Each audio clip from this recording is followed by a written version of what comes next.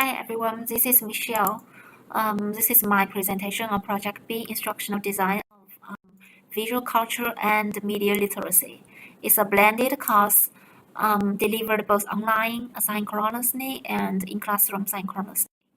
The reason I designed this project is the gaps between the aesthetic theories and the practical application, and the need for flexible, low-cost developing tools and the ones taught by university courses.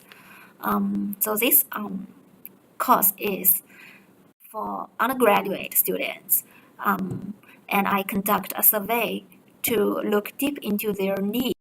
Some of the results are listed here. Two most important needs is practical design strategies and skills, practical ones, and engaging course culture and atmosphere, because students are really tired of the transmission delivery of theories which has nothing to do with everyday life. They want this course to be valuable for their practice.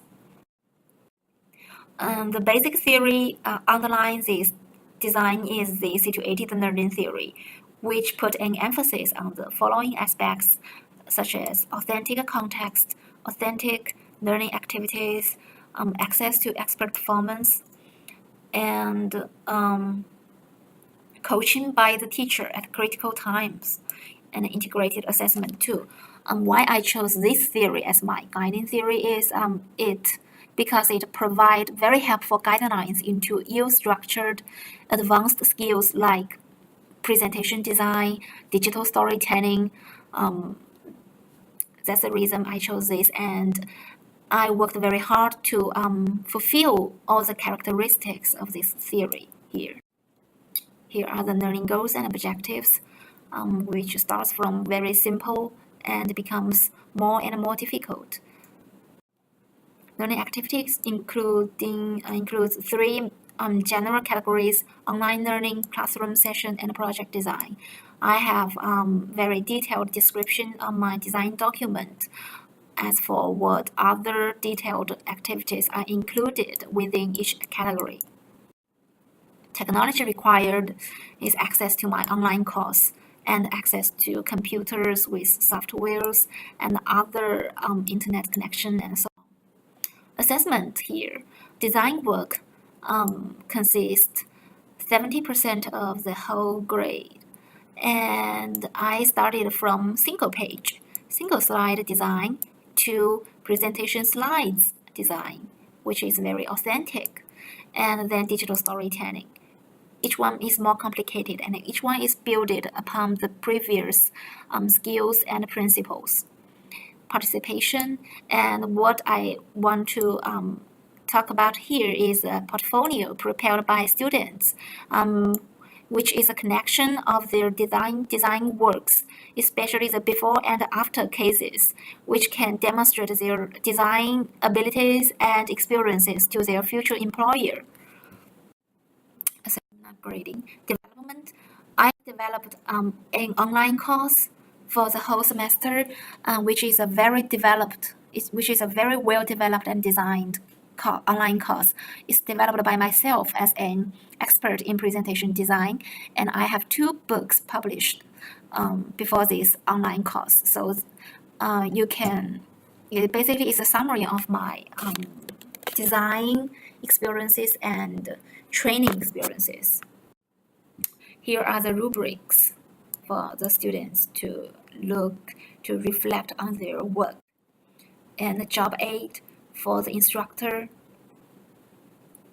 includes context design, learning environment design, which is part of this context design because I see a semblance between the classroom decorating and the presentation design. They share the same designing principles and project design. And the client information. And these are for classroom sessions. What objectives we are going to achieve on this week, and what's the key point, what's the difficulty, what's the stuff to prepare, what's the learning activities. This is very detailed here. And for the games played on class, I have special job aid for these games here. For learners, there are job aid too, as for the learning objectives and assignment, how to do the assignment. It's very engaging assignment. Basically, you have to bring something you see in your everyday life, which is very visually attractive, and you have to evaluate it. In what way does it attract you? What's the design principle lines behind this design? And can you clone or can you imitate this design by yourself? And can you substitute the content into something meaningful to you? So basically, it's observe the everyday environment, evaluation, and creating here. Implementation was conducted in a volunteer from my classroom, from my target audience. She learned this online course all by herself in 2 weeks' time, which is very intensive because it's summer vacation, and she can be so intensive on learning.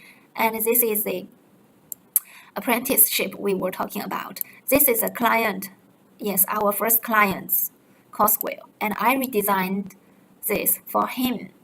And after I've developed the most part of this presentation, I designed it. I chose a style, and I asked the volunteer to finish the rest of this presentation just by imitating me here.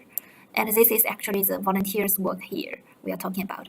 You can basically tell the difference between my work and her work because this is apprenticeship. And after the apprenticeship, I asked her to work on her own. I coached her on this single page of design. But after that, she has to work all on her own. And this is her job. Isn't that great? Yeah, I'm amazed by her. So the evaluation was done by interviewing the instructor and the learner. The conclusion is this is a good job, well done. The strength lies in the authentic context and activities, which can motivate the learner to work very hard and very passionate about the learnings because they are very practical, and the clients appreciate of her work makes her feel so proud. And the apprenticeship is another design that works very well. The limitations lies in the instructor's work could potentially escalate when the number of learner grows.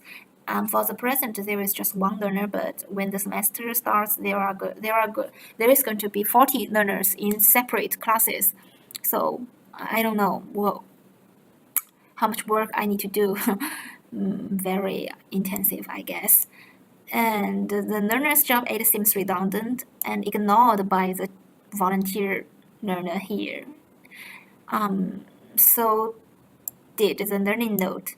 She ignored this too because the apprenticeship and the authentic learning activities are too engaging that she ignores everything else. Anyway, this is my project B, instructional design. Thank you.